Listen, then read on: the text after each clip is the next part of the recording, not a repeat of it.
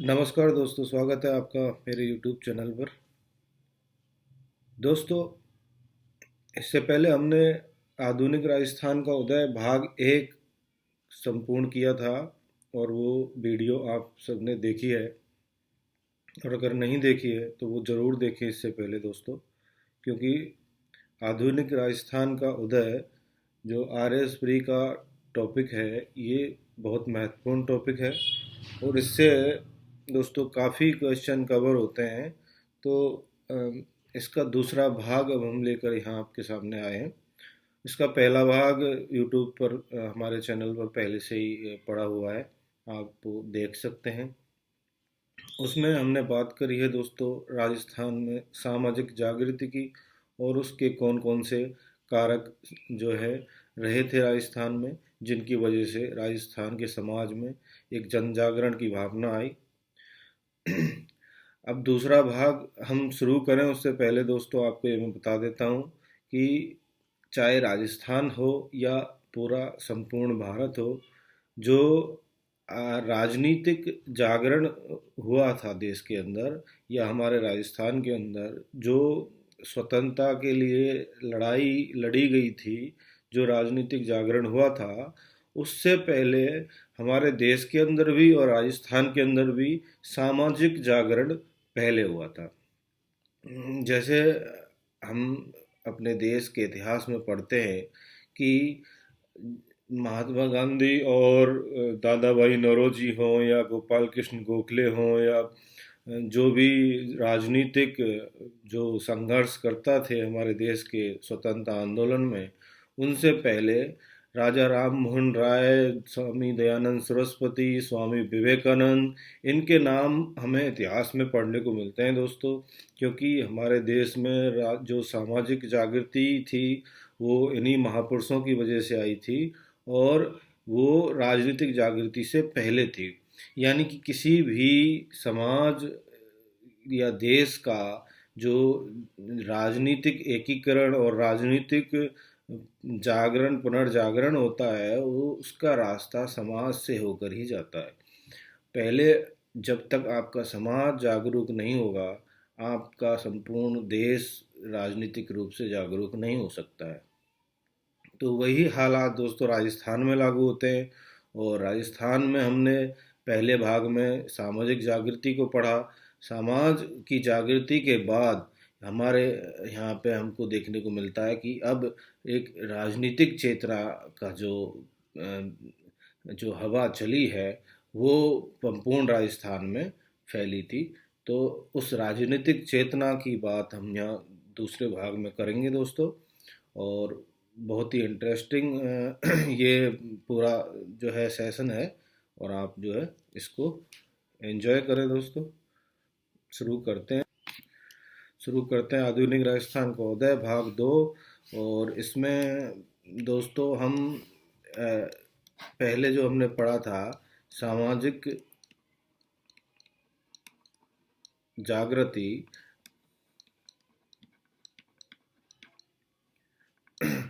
अब हम दोस्तों ये सामाजिक जागृति जो थी हमने पढ़ी थी 19वीं शताब्दी में। राजस्थान की जो सामाजिक जागृति है वो 19वीं शताब्दी में है दोस्तों। और अब हम जब राजनीतिक जागरण की बात करते हैं इसके अगले भाग में, तो राजनीतिक जागरण जो राजस्थान का है वो लगभग 20वीं शताब्दी में ही हुआ है।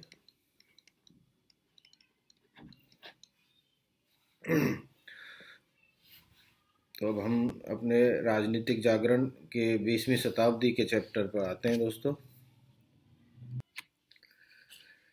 आधुनिक राजस्थान का उदय भाग दो में हमारा टॉपिक है 20वीं शताब्दी में जनजाति तथा किसान आंदोलन।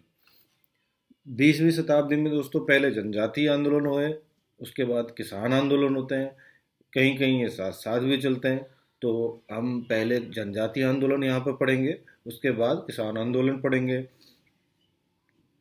जनजातीय आंदोलन जो है अब यहाँ हम बात कर रहे हैं 20वीं शताब्दी की, तो उसका मतलब है दोस्तों कि 1901 के बाद के जो भी आंदोलन हुए हैं वो हम यहाँ पे पढ़ेंगे। लेकिन 1901 के बाद के आंदोलन पढ़ने से पहले हमें यह जानना होगा कि वो आंदोलन क्यों उत्पन्न हुए, वो आंदोलन क्यों उनकी भूमिका बनी, ऐसा क्या हुआ कि जन जागरण जिसकी वजह से लोगों के अंदर हुआ और उस जन जागरण ने आंदोलन का रूप लिया, ऐसी क्या परिस्थितियां थी। तो ये पहले हम 5 मिनट देखेंगे दोस्तों, जिससे कि हमारा एक जो समझ का जो भी समझ का हमारा प्लेटफॉर्म है वो थोड़ा सा विकसित हो और हम उन चीज़ों को अच्छे से समझ सकें। 1901 से पहले की हम कुछ गतिविधियां देखते हैं जिनकी वजह से इन जनजाति और किसान आंदोलन की भूमिका बनी थी। उनमें पहला नंबर आता है दोस्तों आर्य समाज की भूमिका का। तो हम ये देख ही चुके थे अपने फर्स्ट पार्ट में कि राजस्थान में सामाजिक जागृति में आर्य समाज की भूमिका बहुत ही महती भूमिका रही थी। तो आर्य समाज की भूमिका जो है वो इस बैकग्राउंड में आती है दोस्तों, और उसके जो पार्ट थे कि आर्य समाज ने परोपकारिणी सभा जो थी वो राजस्थान में ही बनाई थी। स्वामी दयानंद सरस्वती ने उदयपुर में इसका गठन किया था। उनकी जो पुस्तक थी स्वामी दयानंद सरस्वती की सत्यार्थ प्रकाश, उसका सेकंड संस्करण जो था उन्होंने उदयपुर में ही संपूर्ण किया था। और आर्य समाज जब बम्बई में अप्रैल 1975 में आर्य समाज की स्थापना हो चुकी थी, सॉरी 1975 नहीं 1875 में, तो हमारे यहाँ राजस्थान में भी उसकी कई शहरों में शाखाएं खुली। अजमेर, जोधपुर, अलवर, करौली, भरतपुर में और कई जगहों पर आर्य समाज की स्थापना की गई। स्वामी दयानंद सरस्वती ने वैदिक धर्म सभा की स्थापना भी की थी जयपुर में, तथा अजमेर में दोस्तों शुद्धि आंदोलन चलाया था आर्य समाज ने, जिसके तहत काफ़ी लोगों का जो है वापस हिंदू धर्म या फिर हिंदू धर्म में धर्मांतरण किया गया था। आर्य समाज की भूमिका एक पॉइंट है। उसके बाद दोस्तों हम देखते हैं कि जो भी जनजाति या किसान आंदोलन राजस्थान के ज़्यादातर हुए, तो वो जनजाति आंदोलन राजस्थान के दक्षिण पश्चिम भाग में ज़्यादा हुए। और जो दक्षिण पश्चिम भाग मेवाड़, सिरोही, डूंगरपुर, बांसवाड़ा इन रियासतों के अंतर्गत आता है, यहाँ पे ये आंदोलन ज़्यादा हुए। क्योंकि वैसे जनरली देखा भी जाए तो नेचुरली था कि भाई जहाँ सबसे ज़्यादा जनजाति होगी वहीं पर जनजाति आंदोलन होंगे। तो जनजाति सबसे ज़्यादा यही जो रियासतों में निवास करती थी, भील और जो गरासिया जनजाति है, तो जो भूमट के जो भील क्षेत्र थे, मेवाड़ का जो भूमट क्षेत्र था, वहाँ पे दोस्तों बुलाई कर एक था जो लिया जाता था भीलों के द्वारा। तो भीलों के जो बोहमिया सरदार थे वो रास्ते की सुरक्षा करते थे और उस रास्ते की सुरक्षा के बदले में वो बुलाई कर लिया करते थे। बुलाई कर के साथ साथ दोस्तों भील जो बोहमिया सरदार थे वो चौकीदारी कर भी लिया करते थे। तो चौकीदारी कर होता था गांव की सुरक्षा के लिए, और साथ ही साथ भीलों या आदिवासियों को जंगल की जो उपज थी उसको भी स्वतंत्रता पूर्वक यूज करने या उपयोग में लेने की स्वतंत्रता थी पूरी। महुआ की शराब बनती थी वो बना भील और जो गरासिया या जो भी जनजातियाँ थी वो बनाती थी, खुलकर बनाती थी, कोई उन पर प्रतिबंध नहीं था। उनके अंदर अंधविश्वास और तंत्र मंत्र बहुत ज़्यादा प्रचलित था। तो ये उस दौर की बात है दोस्तों।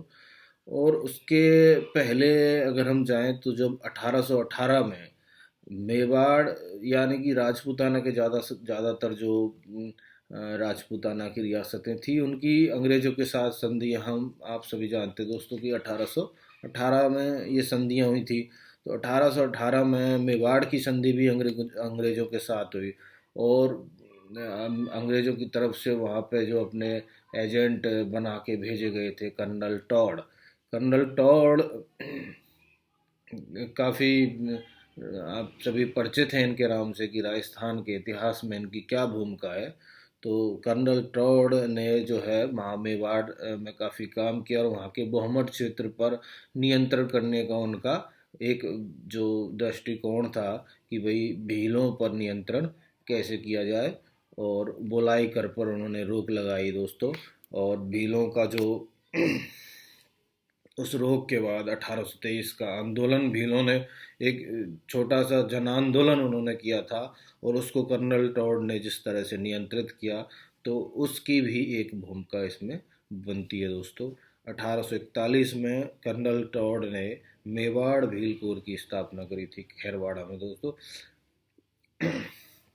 खैरवाड़ा मेवाड़ की एक जागीर है, और यहाँ पर एक जो है छावनी बनाई गई थी अंग्रेजों के द्वारा, और यहाँ मेवाड़ भील कोर की स्थापना करके उसमें भीलों को भर्ती किया गया था।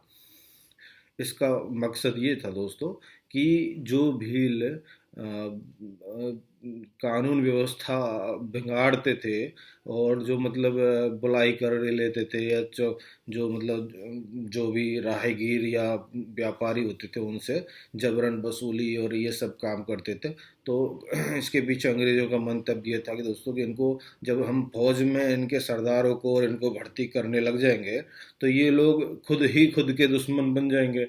तो इससे क्या है कि उनका जो है इन पर नियंत्रण होगा, और इनकी जो ये गतिविधियां हैं क्रिमिनल टाइप की, ये इनको दबाया जा सकता है। तो अंग्रेज़ों का ये शुरू से ही दृष्टिकोण रहा है।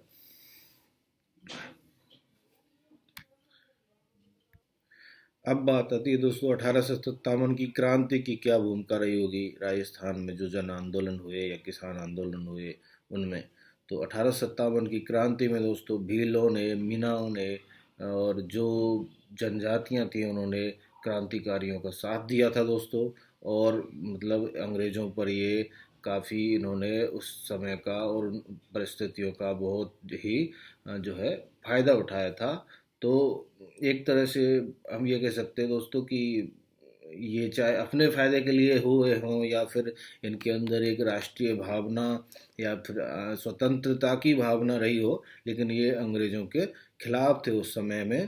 तो जो वनोपज पर टैक्स, चुंगी, शराब बनाने पर रोक, डायन प्रथा पर रोक, ये सब चीज़ें अंग्रेज़ों ने लगाई थी। उनका गुस्सा 1857 की क्रांति में भी इन लोगों ने जो है अंग्रेज़ों पर निकाला था दोस्तों। तो अंग्रेज़ों की सोच ये थी कि भाई जैसी क्रांति में इन्होंने भाग लिया है, तो इनको दबाकर और नियंत्रित रखा जाए, ताकि आगे इस तरह की कोई भी घटना ना हो। इसके साथ एक छोटी सी बात और है दोस्तों कि हमारे, आप सभी को पता है कि हमारे देश की पहली जनगणना तो हुई थी 1872 में, लेकिन जो पहली व्यवस्थित और संपूर्ण जनगणना जो हुई थी वो हुई थी 1881 में दोस्तों। तो हम मतलब एक जनगणना के तौर पर गिना जाए कि भाई पहली जनगणना कौन सी थी, तो 1881 की ही मानी जाएगी, क्योंकि वो एक संपूर्ण जनगणना थी। और इस जनगणना की वजह से दोस्तों जो आदिवासी भाई थे हमारे, उनके अंदर काफ़ी संकोच था, काफ़ी संदेह थे कि भाई ये, उन्हें नहीं पता था कि जनगणना होती क्या है वास्तव में। तो उनके अंदर कई बार अफवाहें थी कि भाई ये अंग्रेज लोग पता नहीं क्या कर रहे हैं। ये उनके अंदर बहुत टाइप की अफवाहें थी कि ये लोगों को गिन रहे हैं, लोगों की पत्नियों को गिन रहे हैं, उनके बच्चों को गिन रहे हैं, और पता नहीं क्या करेंगे, किसी की पत्नी को किसी को दे देंगे, इस तरह की और भी बहुत सारी अफवाहें थी। तो मतलब इन जो जनगणना का काम था, इससे जो आदिवासी भाई थे इनके अंदर बहुत संदेह और बहुत जो संकोच इनके अंदर घर कर गया था। उस संकोच और संदेह ने इस जन आंदोलन का रूप भी, इसमें उनकी भूमिका निश्चित रूप से रही थी दोस्तों। तो ये सब कुछ प्रमुख गतिविधियां थी जिनकी जो हमारे जन आंदोलनों की भूमिका तय करते हैं दोस्तों। अब हम बात करेंगे 1901 के बाद जनजाति आंदोलन की, क्योंकि हम 20वीं शताब्दी के जनजाति आंदोलन पढ़ रहे हैं, तो हम 1901 के बाद के जनजाति आंदोलन की बात करेंगे। तो उनमें जनजाति आंदोलन में सबसे श्रेय और सबसे पहले जो नाम आता है दोस्तों, वो आता है गोविंद गिरी जी के नेतृत्व में जो आंदोलन हुआ था, भगत आंदोलन जो हुआ था, उसका नाम सबसे श्रेयकर और सबसे फर्स्ट आता है दोस्तों। तो ये काफ़ी महती आंदोलन था। और जो गोविंद गिरी जी थे, ये डूंगरपुर में एक गांव था बेड़सा, वहाँ इनका जन्म स्थान था। और इसी बेड़सा गांव को इन्होंने अपना कर्म भूमि भी बनाया था दोस्तों। साधु राजगिरी हड़ौती के साधु थे ये इनके गुरु थे, गोविंद गिरी जी के। तो यहाँ से शुरुआत होती है दोस्तों जनजातीय आंदोलन की। 1905 आते आते इन्होंने एक संप सभा की स्थापना करी थी। और इस संप सभा का जो मकसद था दोस्तों, वो भीलों में सामाजिक और सामाजिक के साथ साथ राजनीतिक चेतना जागृत करने के लिए था। अब हम यहाँ सामाजिक और राजनीतिक चेतना का क्या मतलब है दोस्तों, क्यों हम दोनों नाम इसमें ले रहे हैं, ये आप समझिएगा थोड़ा सा। कि सामाजिक चेतना के तहत गोविंद गिरी जी चाहते थे कि संप सभा ऐसा काम करे कि भीलों में जो सामाजिक कुरीतियाँ हैं वो दूर हो जाएं। जैसे शराब पीना, चोरी डकैती करना, या फिर झूठ बोलना, या फिर झूठी गवाही देना, या फिर और भी बहुत सारी सामाजिक कुरीतियाँ थी भीलों के अंदर दोस्तों। जैसे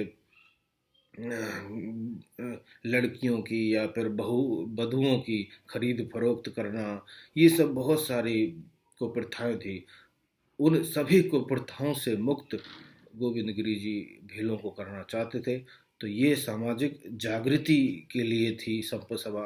और राजनीतिक चेतना की अगर हम बात करें दोस्तों, तो भीलों के जो राजनीतिक अधिकार थे उनके प्रति गोविंद गिरी जी उनको जागृत करना चाहते थे कि भाई आपके अधिकार हैं कि आपके आपकी वन की उपज और आपका जो भी ये सब आपके राजनीतिक अधिकार हैं और ये भीलों को मिलने चाहिए। तो इस तरह दोस्तों भीलों को उनके अपने अधिकारों के प्रति जागरूक करके गोविंद गिरी जी उनके अंदर राजनीतिक चेतना लाना चाहते थे। इसलिए 1905 में उन्होंने संप सभा की स्थापना करी। संप सभा में उन्होंने नियम बनाए। अब यहाँ देखिए आप दोस्तों, यहाँ सामाजिक और राजनीतिक दोनों तरह की बुराइयों को दूर करने के लिए उन्होंने नियम बनाए कि भाई शराब नहीं पीनी है, चोरी लूट मार नहीं करनी है, हत्या व्यभिचार नहीं करना है, झूठी गवाही नहीं देनी है, हवन पूजा आदि करना है, आपसी विवाद पंचायतों में निपटाना है, और बेगार नहीं करनी है। बेगार नहीं करनी है ये राजनीतिक अधिकार भीलों के लिए उन्होंने बताया कि ये आपका अधिकार है, आप बेगार नहीं करेंगे। गोविंद गिरी धीरे धीरे इन सब चीज़ों से गोविंद गिरी की ख्याति बढ़ने लगी। डूंगरपुर से बांसवाड़ा और गुजरात तक उनकी ख्याति दोस्तों होने लगी।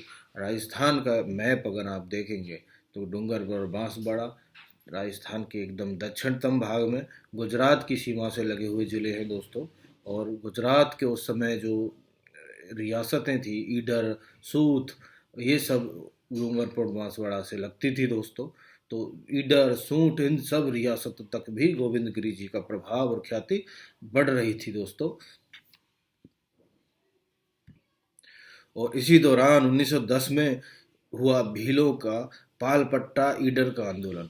ये ईडर रियासत के अंदर पालपट्टा एक जागीर है दोस्तों। उसमें 1910 में भीलों ने एक आंदोलन करा।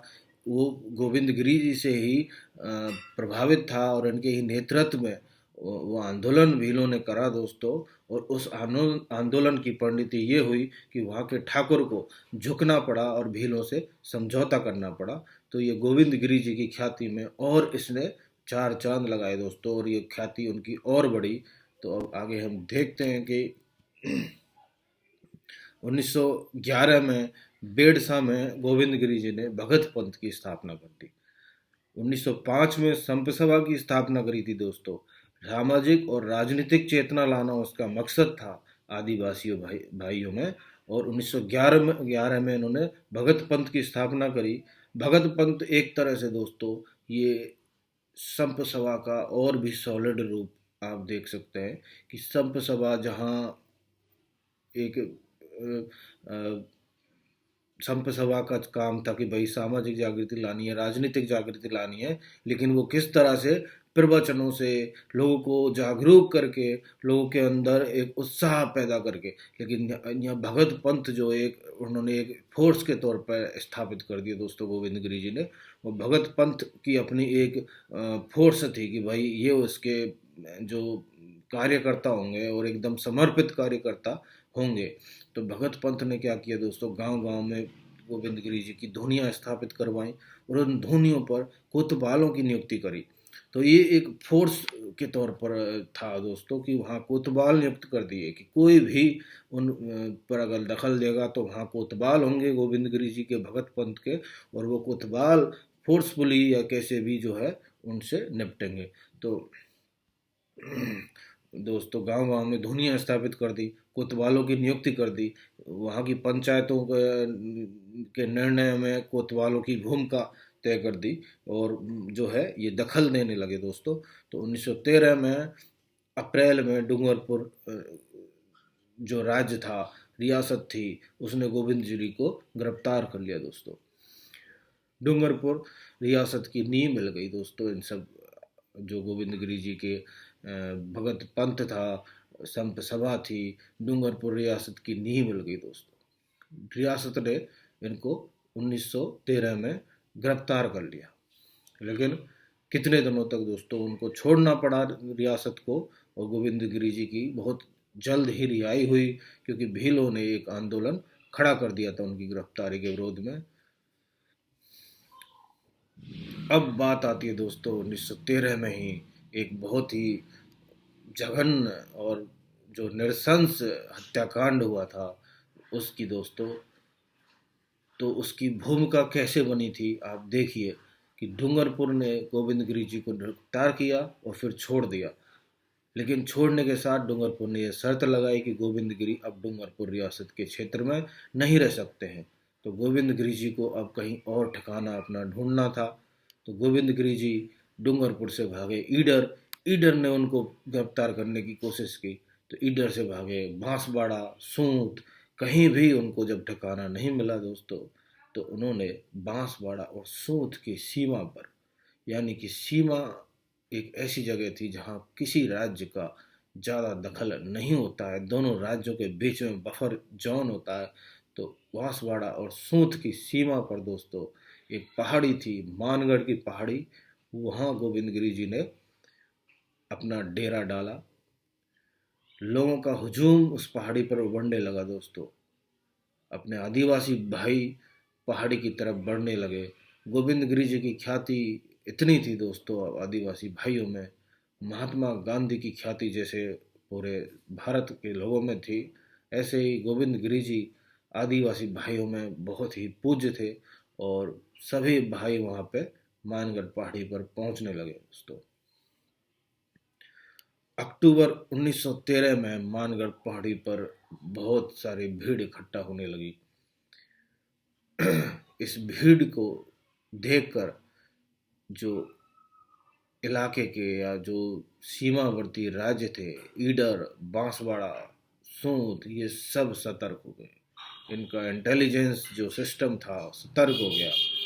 इंटेलिजेंस ने खबर दी इन रियासतों के राजाओं को कि भाई गोविंद गिरी जी के पास इतनी भीड़ आ रही है कि अगर उन्होंने कोई आंदोलन खड़ा कर दिया तो किसी भी रियासत को उस आंदोलन को दबाना मुश्किल हो जाएगा। ईडर और बांसवाड़ा भाग के अंग्रेजों के पास गए, अंग्रेजों से विनती करी कि भाई गोविंद गिरी जी को किसी भी तरह रोकिए। 10 नवंबर 1913 को 10 नवंबर 1913 को अंग्रेजों ने 4 बटालियन मेवाड़ भील को, जो खैरवाड़ा में छावनी थी, राजपूत रेजिडेंट, बेलजली राइफल और जाट रेजिमेंट, इन चारों को पहाड़ी के चारों तरफ लगा दिया। इनको कह दिया कि भाई पहाड़ी को घेर लो। चारों जो बटालियन थी पहाड़ी को घेर लिया और घेर के एकदम पोजीशन लेके बैठ गए। केवल आदेश का इंतजार था। 10 नवंबर को पहाड़ी घेर ली गई दोस्तों। 12 नवंबर 1913 को गोविंद गिरी जी ने एक पत्र लिखकर अंग्रेज अधिकारियों को भेजा और उनसे अपनी मांगें रखी कि हमें ये मांगें चाहिए, उसके बाद हम पहाड़ी को खाली कर देंगे। गोविंद गिरी जी ने मांगे रखी कि मुझे सभी राज्यों से भगाया जा रहा है, ये नहीं चलेगा। उन्होंने कहा कि मेरी धुनियाँ पुनः स्थापित करी जाए, किसी भी शिष्य को मेरे धुनी पर दर्शन करने से नहीं रोका जाए, किसी भी आदिवासी भाई से बैठ बेगार ना ली जाए, जो वन उपज है उसको उपयोग में लेने के लिए निःशुल्क अधिकार मिले सभी आदिवासियों को, और जो भू राजस्व है वो पुरानी व्यवस्था से लिया जाए। दोस्तों, गोविंद गिरी जी की ये मांगे अंग्रेज अधिकारियों ने मानने का आश्वासन तो दिया कि भाई ठीक है, हम आपकी मांगे मानेंगे, लेकिन उससे पहले आप पहाड़ी को खाली करिए। विश्वास की कमी दोस्तों, विश्वास की कमी थी। गोविंद गिरी जी और आदिवासी भाइयों को अंग्रेजों पर विश्वास नहीं था। उन्होंने कहा कि पहले आप ये मांगे पूरी करिए, उसके बाद ही हम पहाड़ी खाली करेंगे, अन्यथा हम पहाड़ी खाली नहीं करेंगे। इसी विश्वास और अविश्वास और जो जो खाई थी दोस्तों, इस खाई ने बहुत बड़ा नृशंस जो हत्याकांड करवाया था। भीलों ने मांगे नहीं मानने तक पहाड़ी से हटने से मना कर दिया दोस्तों। 17 नवंबर को पहाड़ी पर चारों बटालियन ने आक्रमण कर दिया। 12 नवंबर को गोविंद गिरी जी ने अपनी मांगे रखी थी दोस्तों। 5 दिन बाद 17 नवंबर को पहाड़ी पर आक्रमण कर दिया। आप सोच सकते हैं कितने लोग मारे गए होंगे दोस्तों। ऑफिशियल रिकॉर्ड में इनको 1500 बताया जाता है, बट अगर अनऑफिशियल रिकॉर्ड या रिपोर्ट्स की बात की जाए तो यह आंकड़ा काफ़ी आगे जाता है दोस्तों। बताया जाता है कि 5-7 हज़ार भील भाइयों की, आदिवासी भाइयों की वहाँ पर इन सब चीज़ों से मौत हुई। गोविंद गिरी जी को गिरफ्तार कर लिया गया, संप सभा को अवैध घोषित कर दिया गया।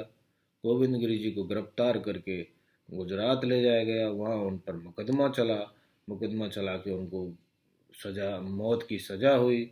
उन्होंने गुजरात हाई कोर्ट में अपील लगाई। गुजरात हाई कोर्ट ने उनकी मौत की सज़ा को कारावास में बदला, और फिर धीरे धीरे कुछ 5-7 साल के बाद उनको उनके अच्छे आचरण की वजह से रिहा भी कर दिया गया।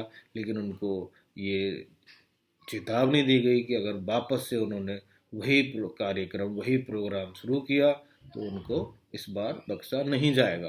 तो गोविंद गिरी जी का बाकी जीवन दोस्तों अपने रचनात्मक कार्यों में और इन सब चीज़ों से दूर गुजरा। तो ये कहानी दोस्तों थी गोविंद गिरी जी के भील आंदोलन की, संप सभा की, भगत आंदोलन की।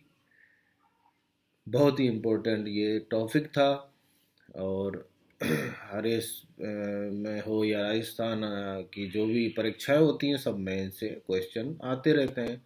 और जो है तो अब हम आज का पार्ट ये यहीं पे ख़त्म करते हैं। इसको हम छोटे छोटे पार्टों में लेके चलेंगे दोस्तों। जो भाग 2 है हमारा जनजाति एवं किसान आंदोलन का, अब अगले पार्ट में हम बात करेंगे जो एक ही आंदोलन हुआ था हमारा मोतीलाल तेजावत जी के नेतृत्व में, उसकी। तो उसको भी जो है काफ़ी इंटरेस्टिंग टॉपिक है और बहुत ही मज़े से पढ़ेंगे दोस्तों। अभी के लिए आपको अगर ये वीडियो पसंद आई है तो लाइक कर दें प्लीज़, और सब्सक्राइब भी कर लें, क्योंकि हम जो है RS प्री और मेंस का पूरा सिलेबस निश्चित रूप से इसी तरह से कवर करने वाले हैं। आपका बहुत बहुत धन्यवाद। Thank you.